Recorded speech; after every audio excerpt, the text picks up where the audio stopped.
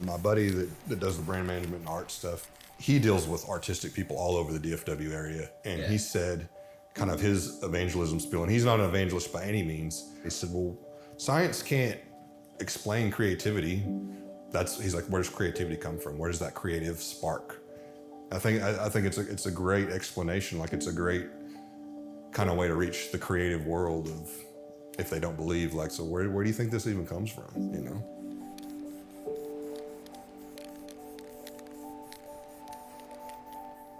I grew up in a very small town in Oklahoma, a one stoplight town, literally.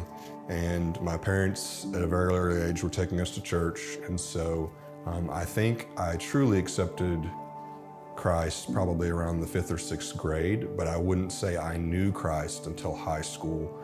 Typical high school kid, made some bad choices, things got rough, and rubber hits the road. You really start talking to God a lot more. Really actually started to work out this thing we call faith, or this, you know, what does it mean to be a follower of Christ? Again, I kind of look back at that. I think, well, I was doing art and I knew Christ back when I was in, middle school, high school. Why didn't I pick up a spray paint can then? And I think just in like the timing of God, like we've learned in the books of Acts, that even Paul, it took him a while before he got his calling, before he actually went out, and did his thing. And it was, I think, 18 years roughly. And it took me almost 20. And I don't think it was because I needed the artistic talent, but I think it was, I needed to know God better. I needed to be able to listen to the Holy Spirit and actually understand what's going on, have that maturity to process what he was giving me and to go with ideas and get it to translate. The first painting I ever did was this one right here.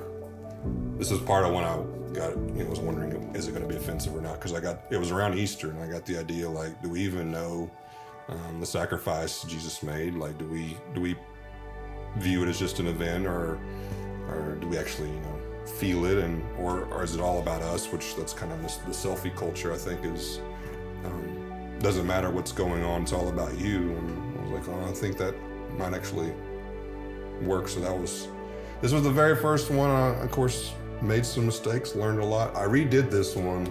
It's upstairs, and it's actually much, much better. But I keep this one around for kind of prosperity's sake. The others, I've always been passionate about spiritual gifts, not just in myself, but trying to identify those in others and figure out ways for them to use that for the kingdom, because we've all been blessed in so many ways with gifts and talents, and a lot of times we don't use them. We let it go to waste. We don't know what to do, or we're afraid to use them.